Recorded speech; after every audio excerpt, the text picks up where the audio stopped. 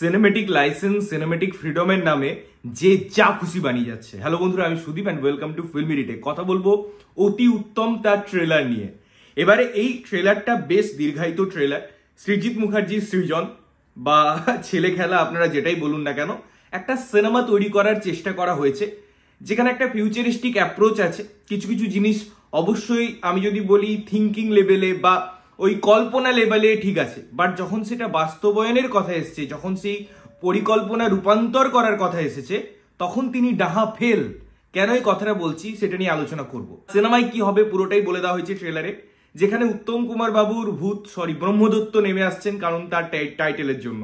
এবারে প্ল্যান চেট করার ব্যবস্থা করা হয়েছে, সেটা আদৌ হচ্ছে কিনা জানা নেই। একটা বন্ধু তাকে নিয়ে রিসার্চ করছে, তিনি তার প্রতি খুব ভালোবাসা রেখেই পরেই কাজ করেন। তার একটা গার্লফ্রেন্ড আছে এবং সেখানে উত্তম কুমার বর্তমান সময়ে ফিরে আসছেন এবং বিভিন্ন সিচুয়েশন, বিভিন্ন জায়গা তিনি দর্শন করছেন। তার স্ট্যাচু তিনি নিজেই দেখছেন, তার নামের মেট্রো স্টেশন তিনি নিজেই দেখছেন, সুচিত্রা সেনের ফটো তিনি দেখছেন। একটা কথোপকথন আছে যে ওই সময়ে যে কনভারসেশনগুলো বা যে কথাগুলো বলা হতো সেটা সত্যি কিনা, এইরকম মানে কি বলবো, একটা খুব বাজে ল্যাঙ্গুয়েজ বলতে যাচ্ছিলাম, সেটাকে আমি কন্ট্রোল করে নিলাম। এরকম 12টা জিনিস দেখানো হয়েছে। ফিল দ্য ব্ল্যাঙ্কসে আপনারা যা খুশি পুট করে নিন। যাই হোক, এবারে আসি যে এই ট্রেলারটার মধ্যে ভালো লাগার দিক কি আছে। দেখুন, একটা জিনিস তো ভালো লাগার দিক আছে, সেটা নিয়ে না বলাটা আমার মনে হয় ঠিক নয়।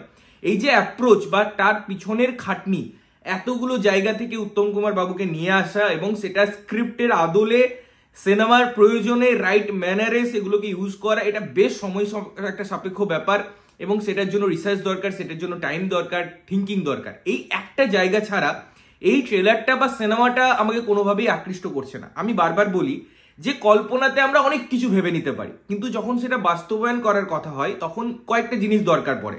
আপনার ক্রাফটের দরকার পড়ে, বাজেটের দরকার পড়ে, টেকনোলজির দরকার পড়ে। এবং শুধুমাত্র এই হাততালিটা নেওয়ার জন্য যে চলো বাহ প্রথমবার করছে, আমার মনে হয় আজকের ডেটে তার কোনো ভ্যালু অন্তত আমার কাছে নেই। যদি কোনো কিছু করছো সেটা 100% করো, সেটার মধ্যে যেন এটা না মনে হয় যে জাস্ট ছেলে খেলা করে দেওয়া। এখানে যতবার উত্তম কুমার বাবু এসেছেন, লিটারেলি বলছি, ট্রেলারটার মধ্যে, সিনেমায় হয়তো আরো বৃহৎ পরিসরে থাকবে, মানে অতীব জঘন্য লাগে ওই সিনগুলোর এক্সিকিউশন দেখতে।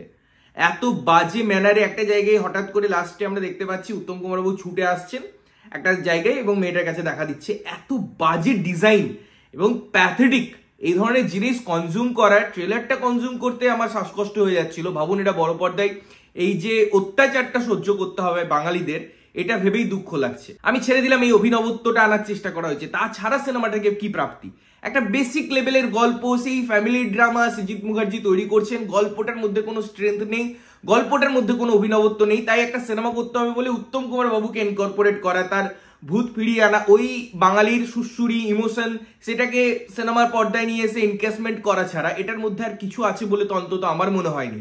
গান সবসময় সৃজিত মুখার্জির সিনেমায় ভালো হয়, এখানে একটা গানের আমরা আভাস পাচ্ছি, ঝলক পাচ্ছি, গানটা শুনতে ভালো লাগে। এছাড়া এই পুরো যে কনসেপ্ট, সেটার এক্সিকিউশন এবং সেখানে ডায়লগ, সেখানে চরিত্রের আগমন, চরিত্রায়ন, এগুলো একদম খাজা লেভেলে হয়েছে।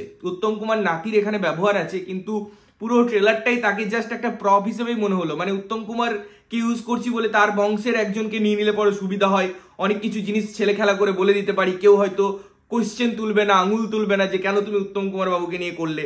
এই যে একটা স্মার্ট চিন্তা ভাবনা, এটা ওইখানে না ইউজ করে যদি তারা সিনেমাটা মেকিং এর ক্ষেত্রে ইউজ করতো বা তার এক্সিকিউশনে খরচ করতো, এই বুদ্ধিটা আমার মনে হয় তাহলে ভালো হতো। শুধুমাত্র বাঙালিকে ক্যাটার করার জন্য, তাদের নস্টালজিয়া ক্যাটার করার জন্য এই ধরনের ছেলে খেলা, এবং উত্তম কুমার বাবুকে দেখাচ্ছি সেই সিনেমার ডায়লগসের মধ্যে এত ছেলে খেলা, গালিগালাজ, মানে আমি সবকিছুই দেবো, মানে প্রত্যেকটা জিনিসকে, প্রত্যেকটা লোককে আমি ক্যাটার করে রাখলাম, যেটি দিকে ক্লিক করে যায়। কেউ উত্তম কুমার বাবুর জন্য আসলে আসুক, না হলে গালির জন্য আসবে আমার সিনেমা দেখতে। মানে সৃজিত মুখার্জির ফিল্ম মেকিং সেন্স, তার ক্রাফট যে একদম মাটির তলায় ঢুকে গেছে, আর মাটির লেভেলে নেই। আমি মানলাম তার চিন্তা ভাবনার জন্য আমি তাকে 10-এ 6 দিয়ে দেবো, কিন্তু তার এক্সিকিউশনে তাকে মাইনাসে রেটিং করতে হয়। সুতরাং ওভারঅল ওটা 10-এর মধ্যে 2ও পাই না এই ট্রেলারটা। আমি 2 অনেক বেশি বললাম, হয়তো মাইনাসে রেটিং পাই এই পুরো ট্রেলারটা। একটা অক্ষদ্য থার্ড ক্লাস ব্রিগেড সিনেমা এর থেকে ভালো হয়, ভালো স্ট্যান্ডার্ডে এক্সিকিউট হয়, এবং এই পুরো জিনিসটা আমার কাছে লিটারেলি একটা টর্চার বলে মনে হয়েছে। এবং আমার মনে হয়েছে উত্তম কুমার বাবুকে ফিরিয়ে আনা, এইভাবেই যদি আনতে হয় তার থেকে না আনা আমার মনে হয় বেটার ছিল। আরো কিছুদিন পর যদি তাদের কাছে টেকনোলজি থাকতো, বাজেট থাকতো, সেরকম ভাবে তারা হয়তো ট্রাই করতে পারতো। বাট এটা একটা ছেলে খেলা আমার জন্য। তো ট্রেলারটা এক্সিকিউশন লেভেলে একদম ওয়ার্ক করে না। ওভারঅল যে যে জায়গাগুলো বা যে গল্পটার কথা বলছে সেটাও আমাদের কাছে নতুনত্ব কিছু অফার করে না। সুতরাং আমার কাছে এটা একটা থার্ড ক্লাস ট্রেলার। আপনাদের কেমন লেগেছে, আপনারা কত সহমত, অবশ্যই কমেন্ট করে জানাবেন। ততক্ষণের জন্য ভালো থাকবেন, সুস্থ থাকবেন এবং সবসময় ভালো জিনিস দেখবেন। চ্যানেল যদি প্রথমবার দেখছেন, লাইক কমেন্ট শেয়ার করতে হবে, সাবস্ক্রাইব করতে হবে, যাতে প্রত্যেকটা নোটিফিকেশন আপনাদের কাছে পৌঁছায়। ততক্ষণের জন্য টাটা।